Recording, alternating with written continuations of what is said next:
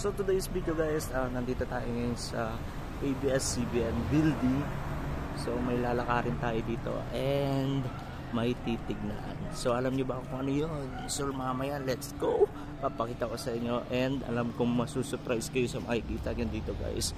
Ito, naglalakad na ako ngayon and yan, pineflex ko yung building ng ABS-CBN. Oo, ABS-CBN building yan. And yan, dito tayo, yan.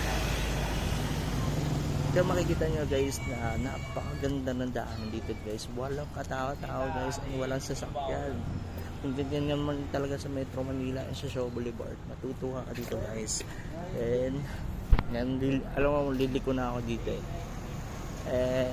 hindi ko alam kung saan yung daanan, pero ito na yung ABS-CBN building guys. Makikita na natin guys, sa mga hindi pa po nakakita ng ABS-CBN building guys, ito na, nandito na. Ano yun? Ay, GMA. Magkalapit lang pa yung GMA.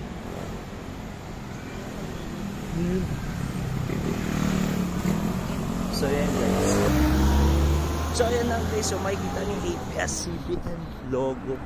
So ito yung trending, ito yung legendary na logo na makikita natin sa television. And ngayon guys, nabubulo na ako. Nakita na natin ang personal. So ayan guys, tinutour ko na kayo dito sa labas. Soon sa loob na, tutour ko na kayo dyan. So ayan guys, ABS-CBN Broadcasting Center. So ayan guys, sa mga hindi man na talaga nakakakita guys, so ito na, pinapakita ko na sa inyo guys. Ayan na. So let's go, papunta tayo sa inaabangan ng mga manonood and mga followers ko po dyan na makita ang bahay ni Kuya. So ayun guys, nilalakad na natin dito.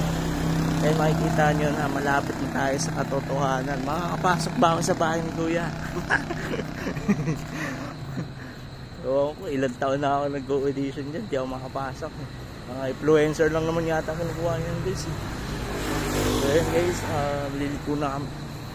liliko na tayo sa part na yun. Kaya makikita na natin yung bahay ni Kuya.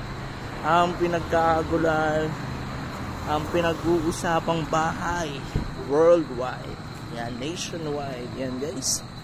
Kung ikaw si bahay, kung ikaw si ito guys, tatanong ko sa inyo, kung ikaw ba makapasok sa bahay, anong gagawin mo dun? O guys, kakain, tutulog. So yun na, mamaya na, malapit na, and mamaya papakita ko sa inyo. Bye.